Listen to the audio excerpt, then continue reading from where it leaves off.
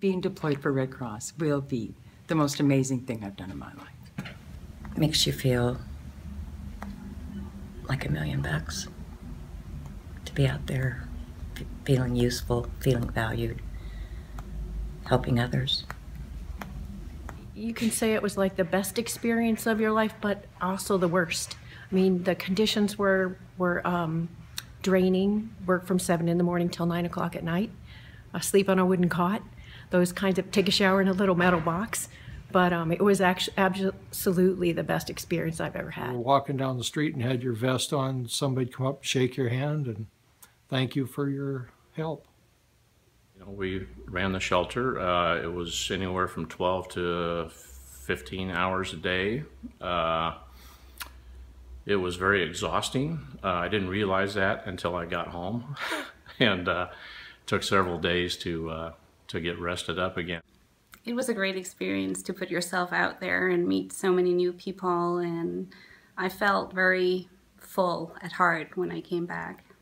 It's the most wonderful feeling, and I wish I could do it every single day. It was hard to come back to work. I didn't want to be here, and I serve people here at my job, and it's just not the same. It was just really heartwarming to be there and develop that relationship not only with the people we were serving, but with other Red Cross volunteers. I'm a Red Crosser. I get that Red Cross rush, you know, is what I call it now. So, yeah, it's just that amazing. It was really neat to just see so much of the state of Florida because I got to move around so much and just covered a lot of miles and met a lot of great people. It was just, you know, days out of the water, and all they wanted to do was chat. All they wanted to do was just talk. They didn't have much else to do. They have a cot and that's it.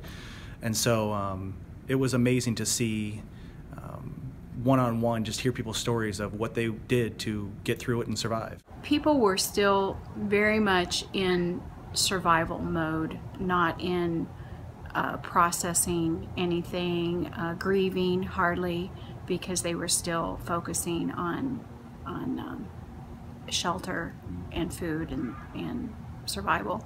People were living in tents outside of their house because they had nowhere else to go. And people would say, well, why didn't they go live with family? Well, their whole family was in that neighborhood already, and they had nowhere else to go, no money. And they still were so thankful for what we were doing. Anything that you was able to give them as far as food, cleaning supplies, personal health care kits, they were so thankful and so grateful. Many had criminal backgrounds. Some of them were homeless. I had never in my life thought I would be working with people of this diversity, and it was wonderful.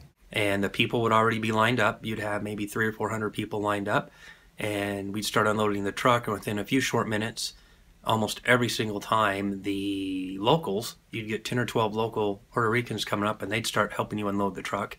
And eventually you'd just be stepping back and they'd do all the work. What a good feeling that is, to make somebody feel good for a period of time, to give them a meal, to give them a healthcare kit, to give them cleaning supplies, just to talk to them and listen to, you know, what they had just gone through and experienced. So I said a few things in English, it was interpreted into Spanish, and then the closing part is we did the Lord's Prayer in both languages then. But it was very uplifting, it was very moving because it was the night that the hurricane was actually coming in. They were very appreciative.